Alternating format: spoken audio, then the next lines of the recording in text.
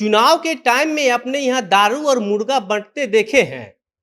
किसी नेता या पार्टी की तरफ से आपको भी कभी ऑफर जरूर मिला होगा। हो सकता है आप नहीं लिए होंगे, ऑफर ठुकरा दिए होंगे, लेकिन मिला तो जरूर होगा। हम आज बात दारू मुर्गा का इसलिए कर रहे हैं कि हमारे यहाँ गांव में छोटे स्तर पर छोटा चीज ही दिया जाता है। हालांकि दारू मुर्गा कोई छोटा चीज नहीं है। छोटा चीज इसलिए नहीं है कि बिहार में शराबबंदी है और मुर्गा का तो आप जानते ही हैं। लेकिन जैसे ही आप पंचायत से उठकर विधानसभा या लोकसभा की तरफ देखेंगे तो इसमें आपको मोबाइल भी मिल सकता है, टीवी भी मिल सकता है और चावल गेहूं तो मिल रहा है ना। 2 रुपया किलो गेहूं, 2 रुपया किलो चावल। एक बात और आप जान लीजिए, अगर आप बड़े मछली हैं तो आपको कैश भी मिल सकता है। बड़े मछली का मतलब तो समझ रहे हैं ना। और अगर नहीं समझ रहे हैं तो दिमाग पर जोर लगा के इस चीज को खुद से समझिए, ये हम नहीं बताएंगे।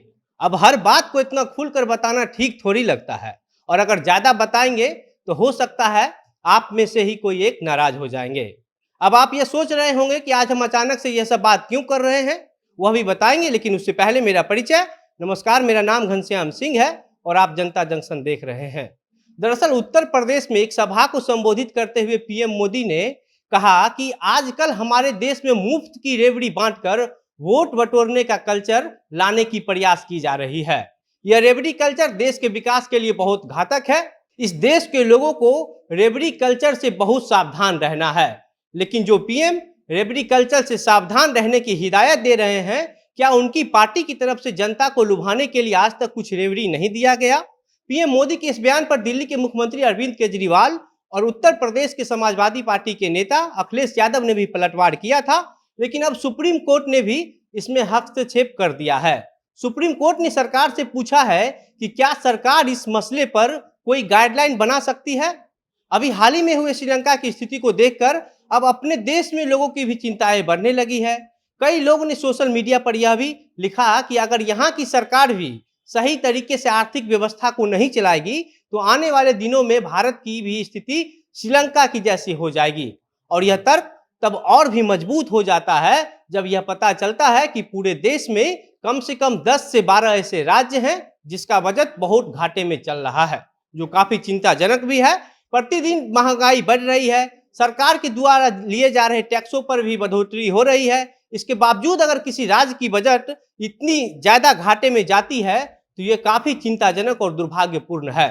लेकिन राजनीतिक पार्टियों का सबसे पहला मकसद होता है कि जनता को किसी तरह लुभाकर कुछ भी करके पहले सत्ता में आना है। जैसे मान लीजिए अरविंद केजरीवाल दिल्ली के मुख्यमंत्री हैं, दिल्ली में पानी और बिजली का बिल फ्री करके वाहवाही तो खूब लूट रहे हैं। लेकिन इसके अलावा आप यह भी जान लीजिए कि दिल्ली सरकार का बजट भी घाटे में चल रहा है, जबकि दिल्ली में जितने भी पुलिस हैं उसकी सैलरी भी दिल्ली सरकार को खुद से नहीं देनी पड़ रही है। दिल्ली पुलिस की सैलरी केंद्र सरकार के गृह मंत्रालय की तरफ से दिया जाता है। इसलिए सुप्रीम कोर्ट का इस मसले में हस्तक्षेप करना बहुत जरूरी और सराहनीय कदम साबित हो सकता है। दरअसल सुप्रीम कोर्ट और चुनाव आयोग दोनों मिलकर पार्टियों के चुनावी घोषणा पत्र को कानून के दायरे में लाने की पहल की है, ताकि घोषणा पत्र में जरूरत से ज्यादा या फिर कुछ झूठा नहीं लिखा जा सके, जो संभव ही ना हो। हालांकि इससे पहले भी 5 जुलाई 2013 को सुप्रीम कोर्ट ने चुनाव आयोग को आदेश दिया था कि सभी पार्टियों से बात करके घोषणा पत्र से जुड़ी एक कानून बनाई जाए। उसके बाद उस समय के मुख्य चुनाव आयुक्त वीएस संपत ने एक मीटिंग बुलाई, जिसमें 6 राष्ट्रीय पार्टी के अलावा 24 क्षेत्रीय पार्टी के नेता शामिल हुए। और उस मीटिंग में सभी पार्टियों के नेता ने एक साथ मिलकर इस पर बात करने से इनकार कर दिया। हालांकि इसके बाद भी सुप्रीम कोर्ट ने चुनाव आयोग को इसमें सुधार के लिए प्रस्ताव भेजा था और कहा था कि चुनावी घोषणा को आचार संहिता के दायरे में लाया जाए और चुनाव के 6 महीने पहले सरकार कोई नई योजना की घोषणा नहीं करेंगे।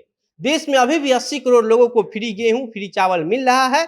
इसके अलावा किसान को 6,000 रुपये सालाना हर 4 महीने पर 2-2 हजार रुपये करके मिल रहा है। कई राज्यों में बिजली भी फ्री दिया जा रहा है। यह फ्री देने का दबाव राज्य सरकार पर दिन प्रतिदिन बढ़ता ही जा रहा है। राजनीतिक पार्टियां अपनी सत्ता की लालच में आकर यह भूल जा रही है कि अगर हम सत्ता में हैं तो राज्य का बजट भी कोई चीज होता है। बाकी आप इस पूरे मामले पर क्या सोचते हैं? चुनावी घोषणा पत्र को कानून के दायरे में लाना कितना जरूरी है? आपको क्या लगता है? आप अपने विचार हमें कमेंट बॉक्स में लिखकर जरूर बताएं। साथ ही वीडियो को शेयर करें और अगर आप हमारा यह वीडियो फेसबुक पर देख रहे हैं तो हमारे पेज को लाइक करें। अगर यूट्यूब पर देख रहे हैं तो हमारे चैनल को सब्सक्राइब करें। वीडियो में अंत तक हमारे साथ बने रहने के लिए तहे दिल से शुक्रिया।